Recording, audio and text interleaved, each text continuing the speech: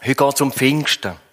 Bei meinen Vorbereitungen habe ich nur schon gestaunt über das, was im Grundtext steht, über den Tag von Pfingsten. Ich habe das auch versucht, hier ein bisschen zu zeigen. Und wer möchte, darf dann das Blatt, das man hier in der Mitte sieht, mitnehmen. Ich habe draussen ein paar hergelegt. Es geht um die Feste im Judentum. Das erste grosse Fest im jüdischen Jahr ist ja das Passafest. Ich probiere es einmal hier zu zeigen. Das ist im Monat Nisan, das erste. Und dann am 50. Tag, das vierte Fest, das ist eigentlich das zweite grosse Fest, ist dann das Fest der Wochen, Pfingstfest oder Pentekoste im Griechischen auch genannt. Dort sind in Jerusalem weit mehr als 100.000 Leute zusammengekommen. Nur, dass wir ein bisschen auch einen Blick haben für das, was eigentlich in Jerusalem dort passiert ist. Und es war ein Fest gewesen. Die Leute sind zusammengekommen zum Feiern. Und wenn wir heute ans Pfingsten denken, dann können wir nur staunen über den perfekten Zeitplan von Gott in seinem Heilsplan. Im Grundtext, im Griechischen, das ist jetzt einfach einleitend, steht dort He emera tes Pentekostes. Das ist der Tag des 50. Und wir werden gleich sehen, dass die wunderbare Einheit von Altem und Neuem Testament nur möglich ist durch die grosse Weisheit Gottes. Nochmal der Ausdruck Pfingsten ist Bezeichnung für das jüdische Fest der Wochen oder Fest der Ernte. Das erste grosse Fest, das ist ja, habe ich schon gesagt, das Passafest gewesen. Und dann ist am ersten Tag, das ist ja der Sonntag gewesen, das Fest der Erstlingsgabe gewesen. Und das hat sich erfüllt in der Auferstehung Jesu. Und dann hat man 7 Wochen lang warten. Und dann wieder am Sonntag ist dann der 50. Tag gewesen. Und das ist eigentlich der Abschluss gewesen von der Getreideernte. Und es ist auch der Abschluss gewesen vom Heilswerk Jesu Christi. Die Ausgüssung vom Heiligen Geist. Und man könnte nur staunen, wie Gott sich das Ganze schon von Grundlegung von dieser Welt in seiner Weisheit ausdenkt hat. Und mir ist einfach aufgefallen, dass der Tag auf einen Sonntag gefallen ist. Also die Geburtsstunde von der Gemeinde Jesu ist auf einen Sonntag geplant gewesen. Es ist nicht eine Weiterführung vom Sabbat oder eben vom jüdischen Sabbat, sondern es ist etwas ganz Neues gewesen. Es hat nicht am Samstag stattgefunden, sondern am Tag des Herrn, am Auferstehungstag Jesu Christi. Und der 50. Tag ist somit eben auch die Geburtsstunde der Gemeinde Jesu gewesen. In Kolosser 1, Vers 18 steht, dass Jesus der Anfang, der Erstgeborene aus den Toten war.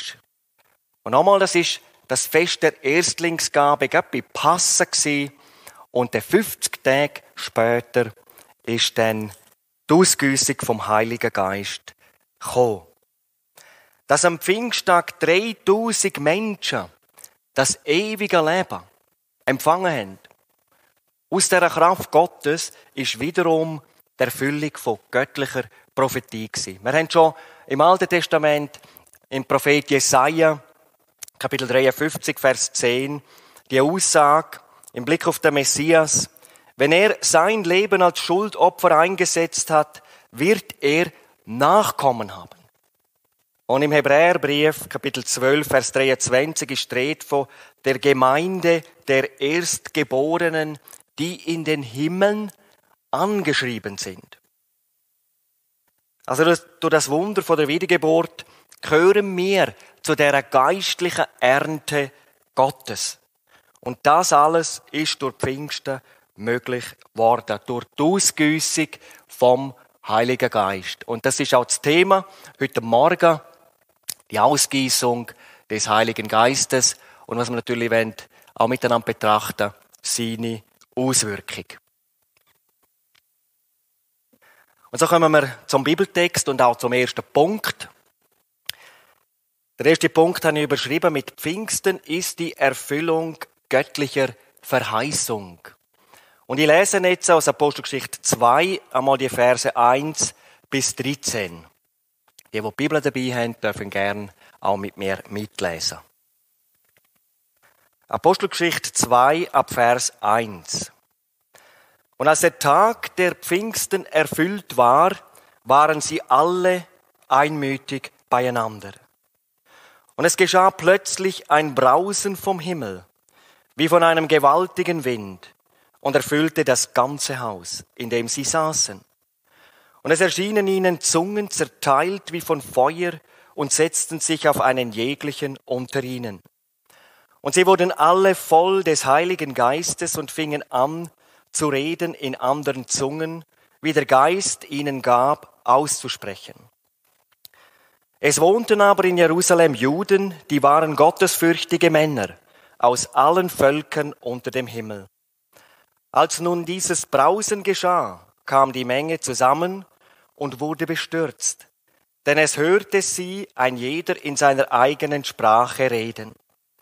Und sie entsetzten sich aber alle, verwunderten sich und sprachen untereinander, siehe, sind nicht diese alle, die da reden, aus Galiläa? Wie hören wir sie denn, ein jeglicher in seiner eigenen Sprache, darin wir geboren sind? Parther, Meder, Elamiter und die, welche wohnen in Mesopotamien und in Judäa und Kappadokien, Pontus und Asien, Phrygien und Pamphylien, Ägypten und an den Enden von Libyen bei Kyrene und Ausländer von Rom, Juden und Judengenossen, Kreter und Araber, wir hören sie in unseren Zungen die großen Taten Gottes reden. Und sie entsetzten sich über alles und wurden ratlos und sprachen einer zu dem anderen, was will das werden? Andere aber hatten ihren Spott und sprachen, sie sind voll süßen Weines. Einmal bis daher. Wir sehen, das Kommen vom Heiligen Geist ist also nicht so ein leisliches Säuseln gewesen, sondern es ist eher gewesen, wie wenn ein FA-18-Jet, so, an das habe ich denken, von der Schweizer Armee, die Schallmauern durchbrechen tut. Vielleicht habt ihr das schon mal gehört, wenn es so einen richtigen lauten Knall gibt. Das Wort für Brausen im Griechischen steht dort Echos, kommt auch an anderen Stellen im Neuen Testament vor. Zum Beispiel in Hebräer 12, Vers 19, dort ist die Rede vom Schall der Posaune. Es ist eine gewaltige Gottesoffenbarung auf dem Berg Sinai. Und es ist ein Zitat aus 2. Mose 20, die Stelle, wo Gott herabgestiegen ist. Und wo dann das Volk gesehen hat, auch das Reden Gottes gehört hat. Und dort steht in 2. Mose 20, Vers 18, das ganze Volk nahm den Donner wahr, die Flammen, den Hörnerschall und den rauchenden Berg. Als nun das Volk das wahrnahm, zitterten sie, blieben von ferne stehen und sagten zu Mose, rede du mit uns, dann wollen wir hören. Aber Gott soll nicht mit uns reden, damit wir nicht sterben. Also wir sehen dort, die Begegnung ist eine mächtige Gottesbegegnung gewesen. Und das Brausen vom Himmel am Pfingsten ist wie ein gewaltiger Wind gewesen, und es ist ein Zeichen von der Macht und der Fülle vom Heiligen Geist gewesen. In Vers 3 lesen wir von zerteilten Zungen, die sich auf sie, auf ihre Häupter gesetzt haben. Und wie schon im Alten Testament, beim brennenden Dornbusch zum Beispiel, im 2. Mose 3 oder die Feuersäule bei Nacht beim Volk Israel, 2. Mose 13. Es ist ein Zeichen für die Anwesenheit Gottes, da jetzt natürlich vom Heiligen Geist. Und wir wissen von Apostelgeschichte 1, Vers 15, dass die Gläubigen, die Jesus-Gläubigen, versammelt gewesen sind. Dort ist die Rede von 120 Leuten an einem Ort. Und jetzt ist Folgendes passiert. Die Gläubigen sind erfüllt worden mit dem Heiligen Geist. Also die flammenden Zungen auf ihren Häuptern ist ein Zeichen gewesen, dass sie jetzt den Heiligen Geist empfangen haben. Ich habe mal ein Zeugnis gehört von einem Mann, der ist eingeladen worden in eine Teestube. Ich habe von ihm schon mal in einer Predigt erzählt. Er war drogenabhängig, schwerst drogenabhängig, auf dem Platzspitz damals. Und dann sind junge Leute gekommen, die haben dort eingeladen, immer wieder für ihn Teestube. Und er hat sie dann einmal abgewiesen. Er hat sie ein zweites Mal abgewiesen. Beim dritten Mal ist er mitgegangen. Und er hat mir das so erzählt, als er dort in den Raum gekommen ist, hat er die Gläubigen gesehen. Mit einer leuchtenden Hülle und einer Feuerflamme auf dem Kopf. Und ich habe mir so gedacht, wenn wir das jetzt auch in der Bibel lesen, dort hat Gott ihm einen besonderen Einblick in das gesehen, was wir normalerweise nicht sehen. Aber er hat gesagt, das hat so behütet ausgesehen. Den Jesus brauche ich auch. Das hat ihn irgendwie ergriffen. Das hat ihn irgendwie überzogen. Und er hat sich später bekehren. Er hat dann auch, nach einem schweren Rückfall, dann wirklich die ganze Befreiung auch von der Drogensucht erleben. Das ist ja nur möglich durch die Kraft Gottes. Dass man wirklich bleibend befreit wird, auch von Sucht, wie das zum Beispiel im Heroin ist. Pfingsten, der 50. Tag, ist also die Erfüllung von göttlicher Prophetie. Und die Prophezeiung im Alten Testament, auf die Stelle kommen wir dann natürlich noch, der Petrus hat ja darüber predigt, aus Joel 3, gehört zu den gewaltigsten prophetischen Aussagen im Alten Testament. Es ist die universale Verheißung, dass der Geist Gottes über alles Fleisch ausgossen wird. Es ist die einzige Stelle im Alten Testament, wo Geistausgüssung die ganze Menschheit, also auch Menschen aus den Nationen, einschließt. Und wie hat sich das am Pfingsten ausgewirkt? Es war auch der Startschuss zur Weltevangelisation, zur Weltmission. Menschen aus vielen Nationen, Juden und Proselyten, steht im Text. Proselyten, das sind Heiden, die zum Judentum übertreten sind. Sie haben auf einmal die Jünger, das sind hauptsächlich Galiläer gewesen, gehört in ihren Sprachen, in ihrer eigenen Mundart, steht im Text, die grossen Taten Gottes verkündigen. Und das Reden in anderen Sprachen, es ist ein Zeichen für die Taufe im Heiligen Geist. Und es sind wirkliche Sprachen gewesen. Möchte ich da an dieser Stelle betonen. Im Vers 6, Apostelgeschichte 2, dort steht, sie reden in ihrer Mundart. Im Vers 8 dann nochmal, und das sagen ja die Hörer selber, wir hören sie in unserer eigenen Mundart, in der wir geboren sind. Und da werden die aufzählt, Parther, Meder und so weiter. Das griechische Dialekto bedeutet Sprache und nicht ekstatische Äußerung. Dialekto. Es sind Sprachen gewesen, die man verstanden hat, die sie aber nicht gelernt haben. Und es war Mundart gewesen. Man könnte sagen, in einem Dialekt von diesen Nationen haben sie das verkündigt. Und es war die Geburtsstunde von der Gemeinde Jesu. Nochmal, auch der Startschuss in die Weltevangelisation. Wir wollen hier mal die Frage stellen, auch, was ist eigentlich die Hauptaufgabe vom Heiligen Geist? Stellen wir uns einmal ein wunderschönes Bauwerk vor. Man hat lange hier gearbeitet. Der Röne kann sich das vielleicht ganz detailliert gut vorstellen. Es sind Pläne gemacht worden. Da ist viel Vorarbeit gewesen. Und nachher sind die Handwerker gekommen. Und dann haben die das Bauwerk gebaut. Und das ist gross geworden und grösser geworden. Und eines Tages vollendet worden. Ein Prachtwerk.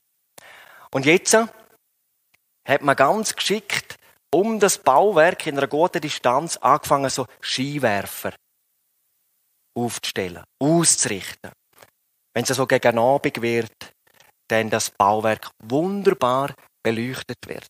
Könnt ihr euch das vorstellen? Ihr Lieben, das ist ein Bild für die Aufgabe vom Heiligen Geist. Er soll Jesus verherrlichen.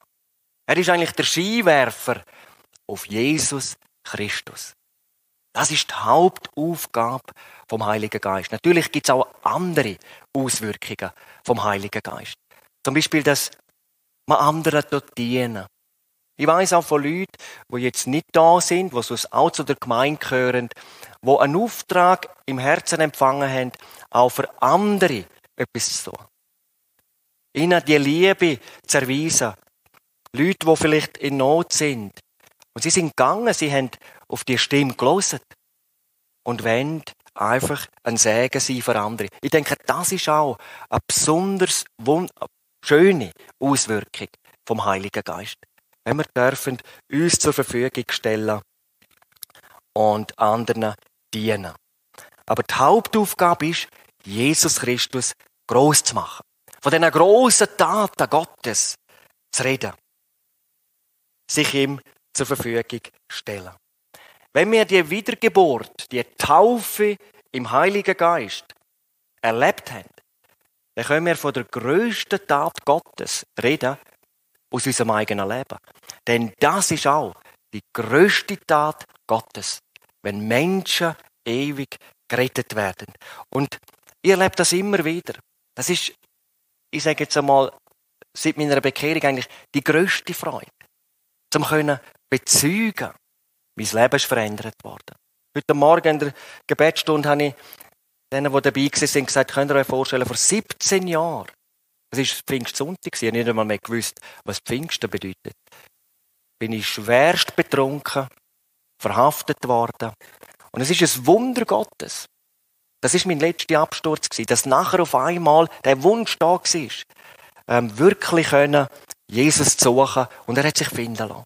Er hat etwas ganz Neues gemacht. Das ist die grösste Tat Gottes im Leben von einem Gläubigen. Ja. Jetzt aber die grossen Taten. Was haben eigentlich die Leute damals alles verkündigt? Ich meine, wenn wir ins Alte Testament blicken, dann können wir nur staunen. Zum Beispiel, wie Gott dem Noah den Bauplan für die Arche offenbart hat. Und er hat im Gehorsam gebaut. Es hat ja noch nie geregnet, aber durch die Arche hat er, seine Familie und die Tierpaare können die Katastrophe, die Flut überleben. Eine grosse Tat Gottes. 1. Mose 6. Oder der Auszug aus Ägypten wird sehr oft thematisiert im Alten Testament. Durch 10 mächtige Plagen herbeigeführt ist dann der Durchzug gekommen durch das Rote Meer. Und während die Israeliten bewahrt sind ihre Feinde umgekommen. In der Flut, dann, wo sich das Meer wieder zusammengetan hat. 2. Mose 14. Dann der Hirte David mit einem einzigen Stein, der Riese Goliath, können besiegen. 1. Samuel 17, Vers 49. Und er hat ja Folgendes gesagt: Ich aber komme zu dir im Namen des Herrn Zebaoth. Das war eine grosse Tat Gottes. Oder wie die Stadt Jerusalem und die Bewohner Jerusalems von den Assyrern bewahrt worden sind. Dort ist eine zigtausende Armee gekommen, 185.000 Mann. Und die haben die Stadt einnehmen. Aber über Nacht ist ein Engel Gottes gekommen und alle 185.000 Soldaten sind tot am Boden gelegen. Gott hat die Stadt bewahrt. Eine Grosstat Gottes. 2. Könige 19. Aber auch wenn er dann sein Volk aus der babylonischen Knechtschaft wieder zurückgeholt hat, 70 Jahre nach dieser Gefangenschaft, und das durch den Befehl vom persischen König Kyros, 2. Chronik 36. Gott hat sich ihm offenbart, einem heidnischen König, und hat ihm den Befehl gegeben, dass er das Volk zurückschickt und dass sie den Tempel wieder aufbauen. Und hat sogar noch Gaben mitgegeben, dass das ausgeführt werden konnte. Eine Grosstat Gottes. Ich denke, die haben das dort verkündigt in der Mundart von diesen Nationen. Ganz sicher haben sie auch von diesen grossen Taten vom Sohn Gottes geredet. Von Jesus Christus. Denn in Lukas 7, Vers 17 steht, sein Ruhm verbreitete sich im ganzen Land und weit über Grenzen raus. Vers 12 und 13, das ganze Geschehen am Pfingsten ist so außergewöhnlich gewesen, das Brausen vom Himmel, die ungelehrten Galiläer, sind ja eigentlich ungelehrte Leute gewesen, die ersten Jünger. Das sind keine hochstudierte Theologen gewesen. Und dann haben sie noch im Dialekt von diesen Nationen, von der grossen Taten Gottes geredet. Ich denke, die ganze Aufmerksamkeit war bei dieser Gruppe gewesen, bei diesen Jesus-Leuten. Die einen haben mit Verwunderung reagiert, die anderen haben spöttisch reagiert. Die sind doch betrunken. Und ich liebe, das passiert, wenn das Zeugnis von Jesus öffentlich verkündigt wird. Einzelne werden verwundert, andere spötteln. Ich mag mich erinnern an einen Strasseneinsatz damals während der Bibelschule in Interlaken. Wir waren eine zweimannsstarke Armee und haben eine Gitarre dabei gehabt und haben angefangen, ein Jesuslied zu singen. Vor dem Migros sind viele Leute einkaufen. Das Zweite, und wo wir nur den Namen Jesus gesungen, das ist das erste Wort in dem Lied. Da sind die Leute stehen geblieben. Die einen hat den Kopf geschüttelt, vielleicht denkt, was sind denn das für Typen da? Die anderen sind stehen geblieben. Und dann ist dann eben einer vorbeigekommen und hat gesagt, sind wir endlich fertig? Und haben gesagt, nein, jetzt fangen wir erst recht an. Und haben ein paar Lieder gesungen und sind dann mit Menschen ins Gespräch gekommen. Einigen von uns sagt der Name Merki etwas, Philipp und Nicole.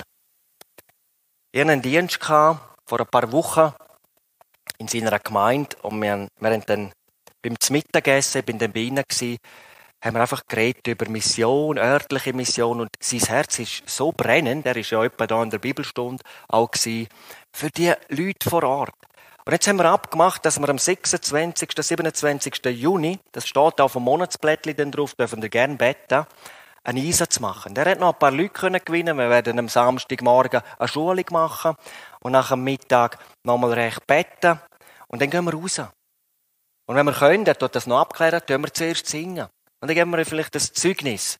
Und dann tun wir die Leute einladen für den Sonntag, dann auf seinem Hof, oder, ja, er hat dort viel Platz, dass wir einfach einen Gottesdienst durchführen. Die Gemeinde ist auswärts, in einem Allianz-Gottesdienst mit anderen zusammen. Mein Wunsch war, dass wenn den Leute gerade vor Ort dort sich einladen lassen, dass wir einen ganz schlichten, einfachen Evangelisationsgottesdienst mit anschliessendem Bröteln durchführen. Ich bin mal gespannt, wie viele den Kopf schütteln dann über die Jesus-Leute.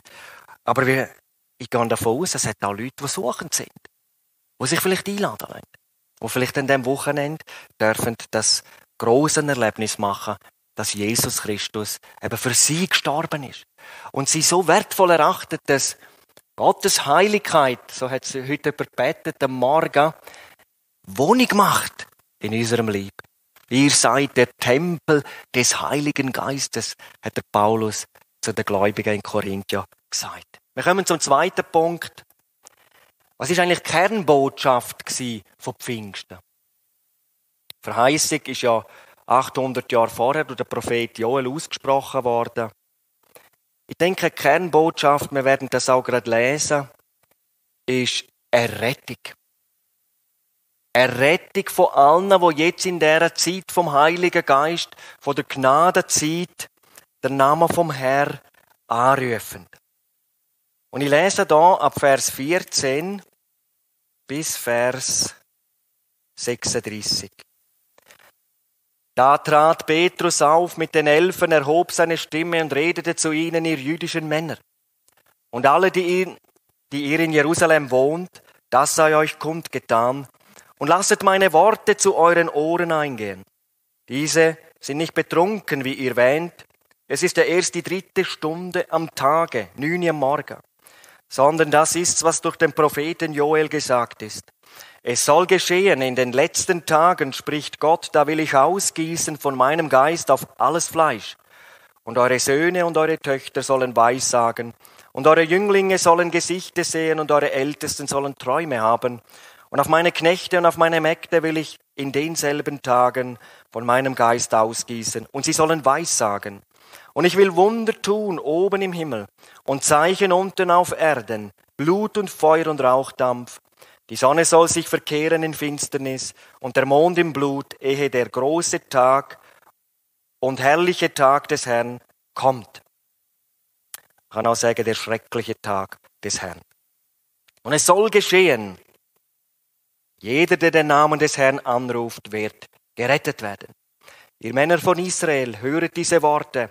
Jesus den Nazaräer, den Mann von Gott unter euch mit Taten und Wundern und Zeichen erwiesen, welche Gott durch ihn tat unter euch, wie denn auch ihr selbst wisst, denselben, der nach dem festgesetzten Ratschluss und nach der Vorsehung Gottes dahingegeben war, habt ihr durch die Hände der Ungerechten genommen und ihn ans Kreuz geheftet und umgebracht.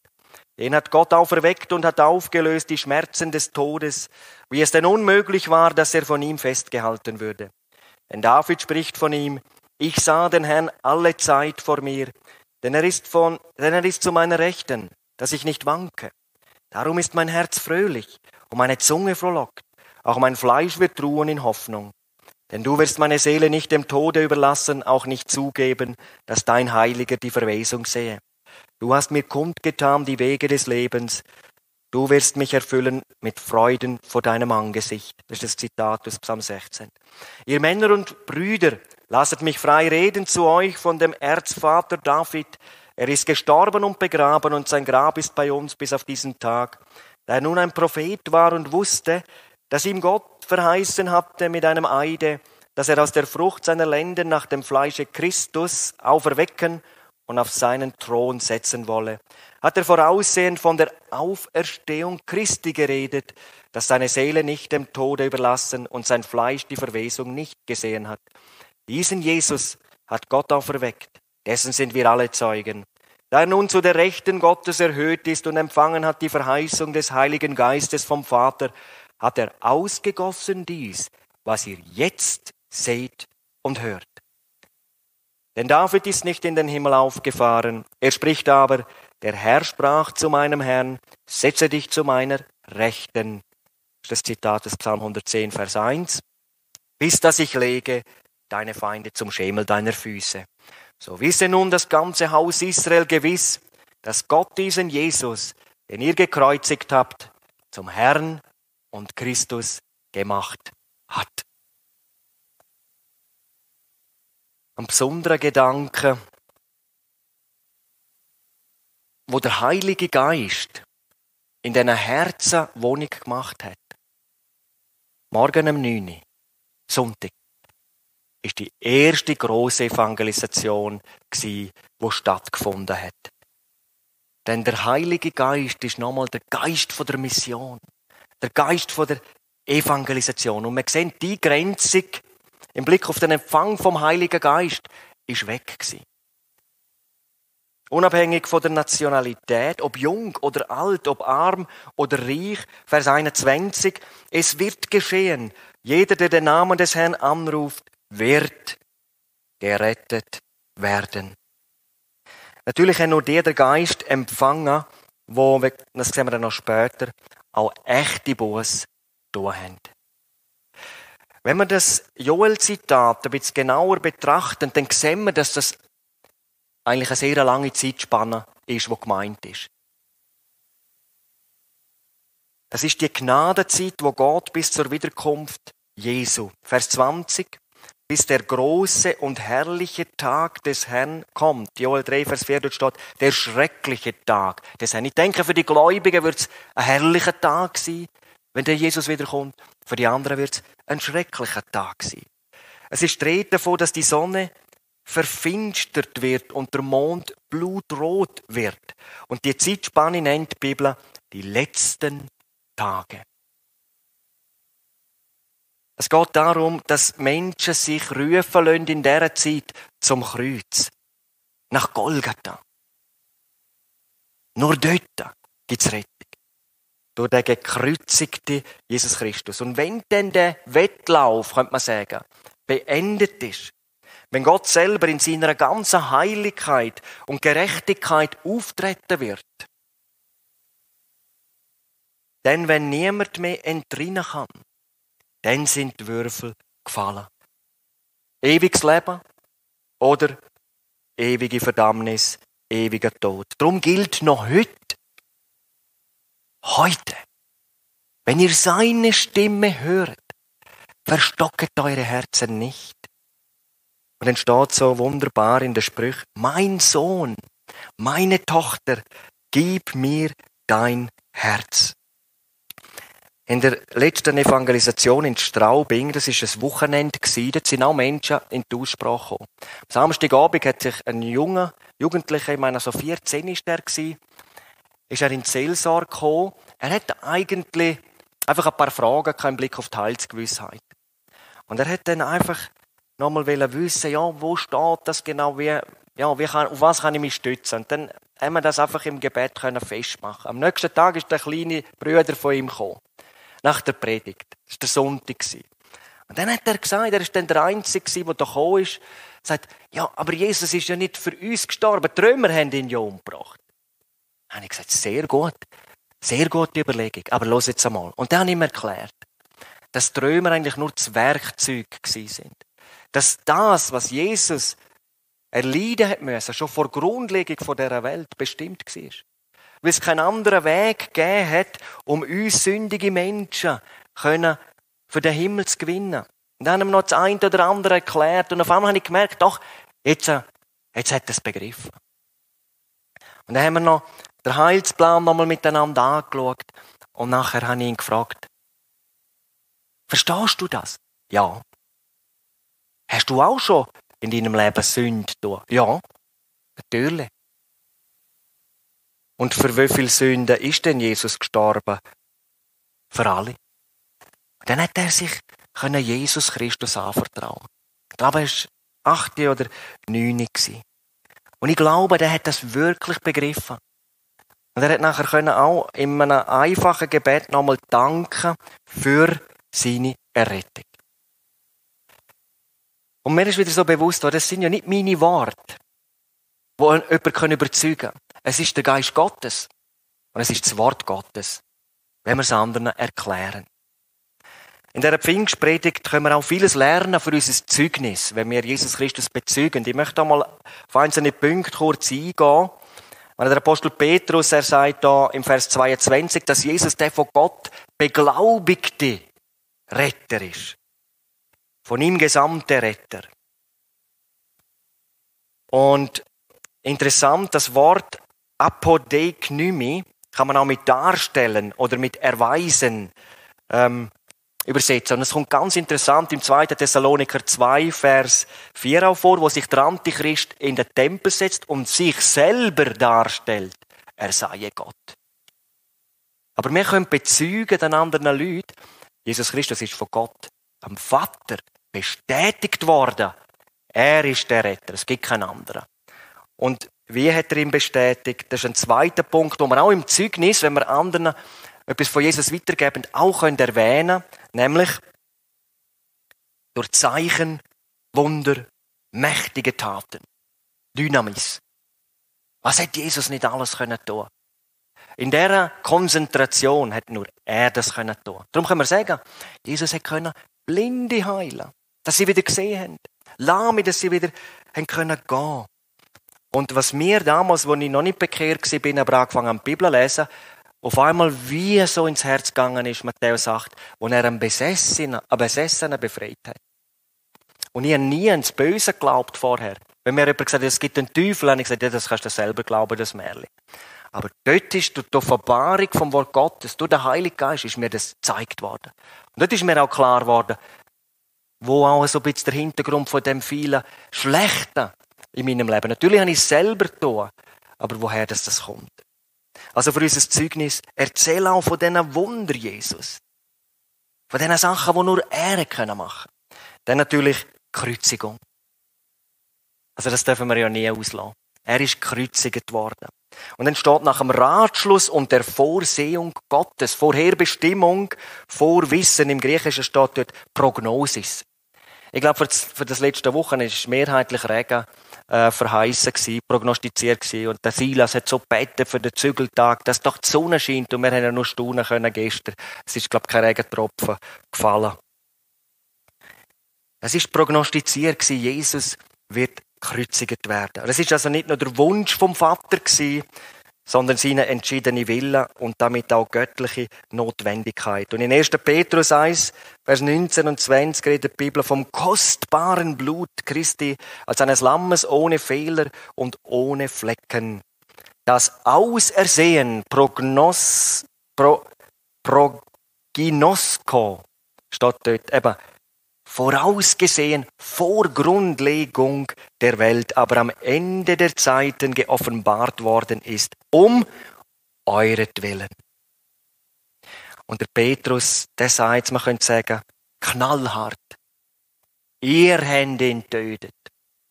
Ihr sind's gewesen. Zum jüdischen Volk, aber auch zu den Proselyten, auch die Nationen. Wir, unsere Sünden, haben Jesus gekreuzt. Ist uns das bewusst?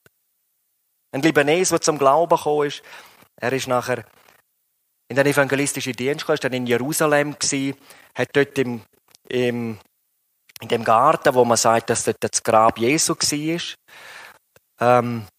stille Zeit gemacht und auf einmal sei es so gewesen, wie wenn er entzückt wird und wenn er im Geist sieht, wie Jesus gekreuzigt wird von dem römischen Soldat.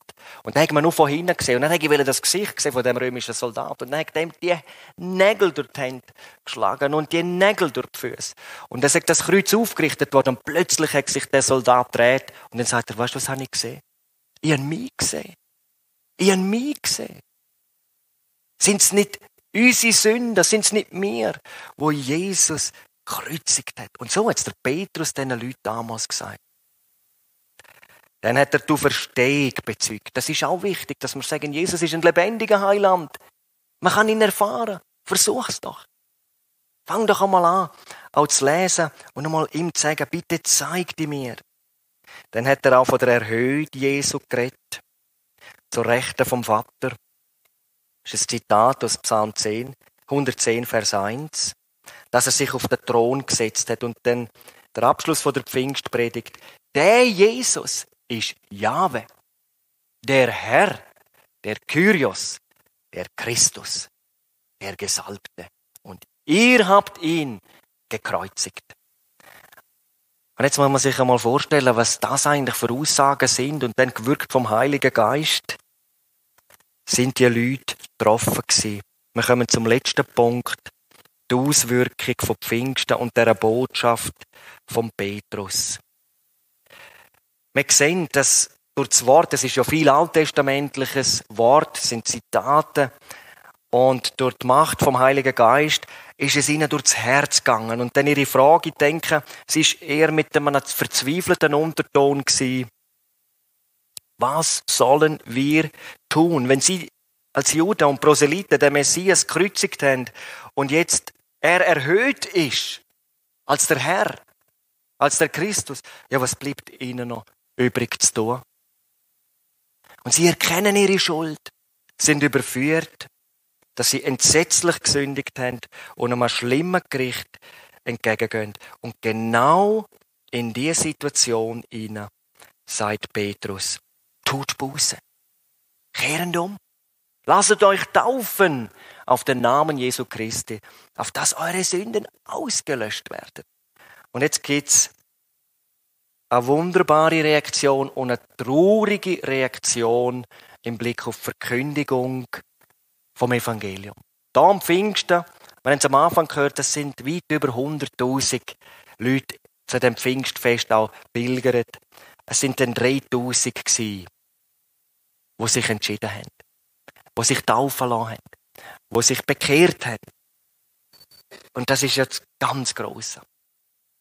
Der ganze Himmel jubelt. Auf der anderen Seite sind es natürlich auch ein Haufen gewesen, wenn wir jetzt denken, dass so viele Leute dort sind, die sich nicht entschieden haben, aber vielleicht haben sie sich später auch noch entscheiden können. Aber wir sehen auch an 2 anderen Beispielen, wo die gleiche Botschaft verkündigt worden ist. In der Vollmacht vom Heiligen Geist, wo es genau in die andere Richtung gegangen ist. Und dort steht auch, ihre Herzen wurden durchbohrt. Einmal sind es die Hohepriester gewesen, der Sanhedrin. Und ich denke, man sieht einfach den Stolz vom menschlichen Herz. Sie haben sich das nicht sagen lassen. Es war eigentlich die gleiche Botschaft gewesen, aber sie haben sofort gedacht, die müssen wir töten. Oder dann eben der Stephanus, der seine eigene Grabrede gehalten hat. Eine vollmächtige Rede, gewürgt vom Heiligen Geist, und ihre Herzen wurden durchbohrt und sie haben ihn gesteinigt. Echte Buße allein führt zum Heil. Und damals am Pfingsten sind es 3000 gewesen, und nachher ist ja das weitergegangen. Und die Gemeinde wächst und wächst, bis sie vollendet ist. Und es ist gut, wenn wir in unserer Zeit dürfen wissen, ich bin dabei. Aber dass wir auch das ernst nehmen. Es geht darum, der Geist Gottes möchte, dass noch, bis die Vollzahl erreicht ist, weiterwirken durch dich und durch mich. Und ich komme zum Schluss. Nach der Kreuzigung und auf der Auferstehung sind ja die Jesusgläubigen zum Grab gekommen. Und dann war ein Engel dort. Und das Grab war bereits leer am Ostermorgen. Was suchen dir, der Lebendige, bei den Toten? Er ist nicht da. Der ist auferstanden. Und sie haben ihn nachher dann auch erleben. Und nachher, nach Auffahrt oder bei der Auffahrt, kann ich mir vorstellen, die sind überwältigt gewesen. Er steigt auf, geht zurück zum Thron. Und dann sagt der Engel, was schauen ihr rauf? Also, wenn der auffahrt, wird er wiederkommen. Sind Zeugen von Jesus. Und so gehen wir unseren Weg. Busse, das ist auch noch eine wunderbare Stelle, ist uns von Gott gegeben zum ewigen Leben. Auf dem Weg wandeln wir jetzt. Und ich möchte uns Mut machen, dass wir nicht auf Zeichen jetzt warten oder auf besondere Ereignisse, sondern dass wir einfach vertrauen, Jesus kommt wieder. Und dass wir jeden Tag aus seiner Kraft leben. Und wo etwas einmal daneben geht, dürfen wir das ihm bringen. Dass wir eine bereinigte Beziehung mit dem Herrn Jesus leben. Das wünsche ich euch allen.